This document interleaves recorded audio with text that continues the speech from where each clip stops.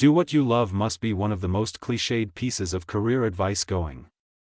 But unless you have the kind of well-funded, obligation-free lifestyle that'll let you run off to Costa Rica to become a scuba instructor, it's also pretty useless. For most of us, making a dramatic life change so that we can chase our dreams simply isn't possible. But what if you don't need to change roles to find your dream job?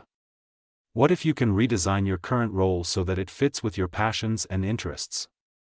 Let us learn how applying the principles of good design will make your career more meaningful and professionally fulfilling. It might even make you more money. Modern society has conditioned us to want more of everything, whether that's more money or more status. Unfortunately, the thing with more is, you can never get enough of it. For psychologists, it fits with something they call the hedonic treadmill. That's when the pleasure of getting what you want leads you to repeat the same behavior over and over again. The chemical high in your brain fades, but you want more, so round you go. You're stuck on a treadmill. Burnett and Evans call the type of person struggling on this treadmill a non-life designer. That's someone who wants more from her career, a bigger office, a better salary, or more authority, but she doesn't examine why she wants these things. To get out of this relentless cycle, the authors suggest you should become a life designer. That's someone who lives with intention and knows that wherever she is right now is good enough.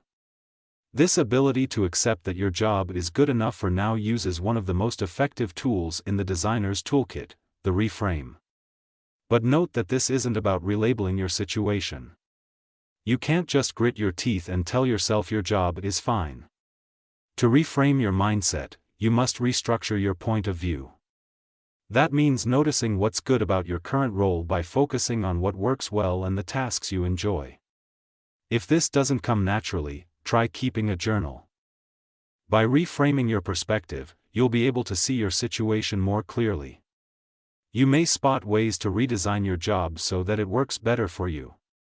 Or you may discover something that's lacking in your work life. And once you know that, you can start to address the gap. It's time to make some choices. Are you going to pay cash or credit? Will you have that with, or without, cheese? Do you want to take the freeway or the scenic route?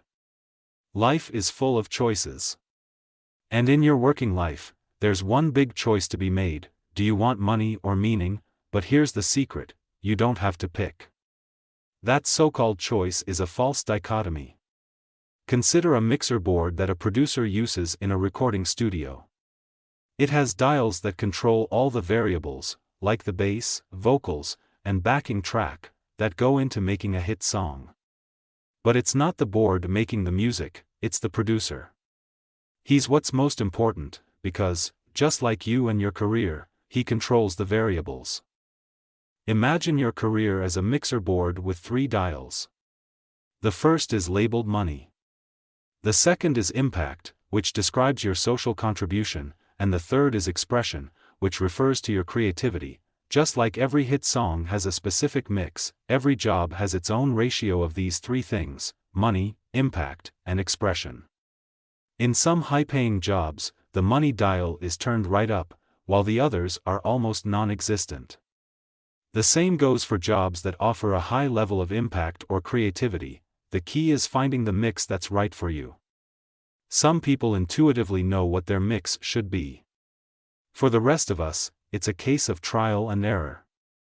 Think about your current job and where each dial sits on your mixer board. Are you satisfied? Do you perhaps want more of one thing? Or maybe you could manage with less of another. If it's not quite right, take steps to adjust your mix. But think small. You don't need to turn the expression dial to 11 and quit your job to take up oil painting. First, why not try flexing your artistic side at the office? Maybe you could design your company's new website or revamp their logo. If you're willing to turn down the money dial, you could even go part-time and start painting on your off days. With careful adjustment, you can bring all 3 dials together in perfect harmony. Meet Bernadette. Like 85% of workers around the world, she's unhappy in her job. And, even though she can see the wisdom in redesigning her work life, she's pretty sure her job can't be fixed. She's got problems that design principles alone can't solve. The thing is, Bernadette feels underappreciated by her boss because her boss is a bit of a jerk. And so Bernadette is convinced that the only way to solve her problem is by leaving it behind and finding a new workplace with a better boss. But Bernadette is trying to solve the wrong problem. Good design isn't just about problem solving. It's about knowing which problems to go after and why. The reason Bernadette's work problem seems insurmountable is that she hasn't identified the right thing to fix. Designers know that not all problems are bad. And the best kind are what are called minimum actionable problems. That's when you break down a big, scary issue into the bits that can be solved, and solved fast. For Bernadette to turn her big problem into a minimum actionable problem, she needs to reframe it. The first step is to strip out any biases and value judgments. Bernadette might think her boss is a jerk, but her subjective opinion has no concrete bearing on the issue. And once that's taken out, what she's left with is the feeling that she's unappreciated. What underpins this feeling? Well, her boss never tells her that she's done a good job. Or a bad job, for that matter.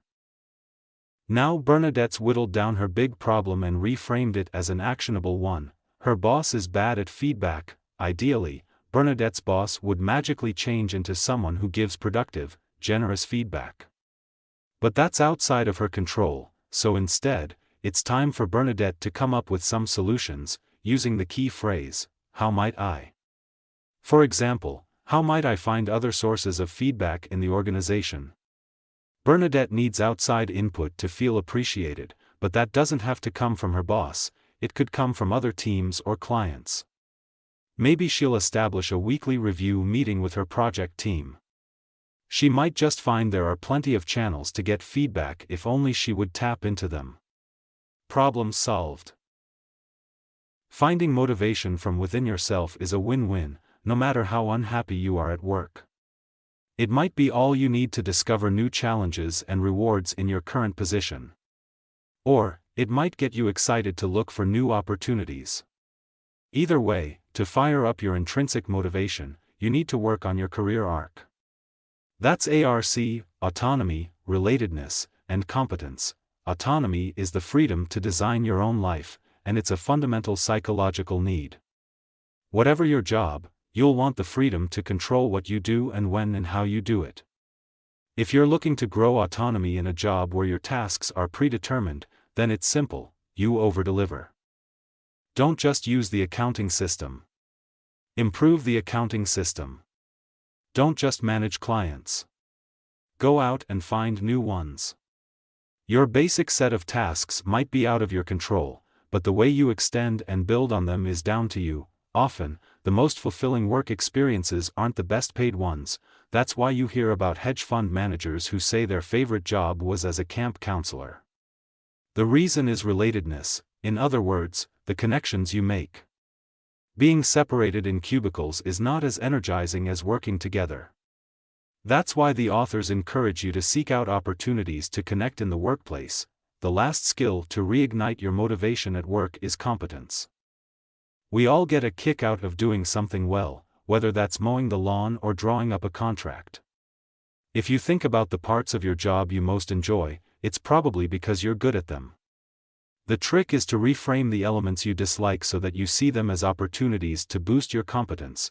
Take care of these three things: your autonomy, relatedness, and competence, and your motivation will take care of itself. There are two kinds of power at play in the workplace. There's authority, and there's influence. Authority is built into the system. Just look at the CEO, who has authority over the manager, and the manager who has authority over the rest of the team. But influence is different. Anyone can have influence. It's something you cultivate, and the work you do for your company is recognized and valued by those in charge. It's when your opinion holds weight, and your input is respected. Influence cuts across hierarchy. To become a key influencer at work, you first need to add value, so offer advice, make some suggestions, or take on extra tasks. Recognition is also important. To be seen as an influencer, you need to get the credit for what you do. That means taking ownership of your work, even the mistakes. When you build up a good track record of adding value and being recognized for it, you'll start to be seen as an influencer. Pretty soon, authority figures will seek out your advice and ask for your input.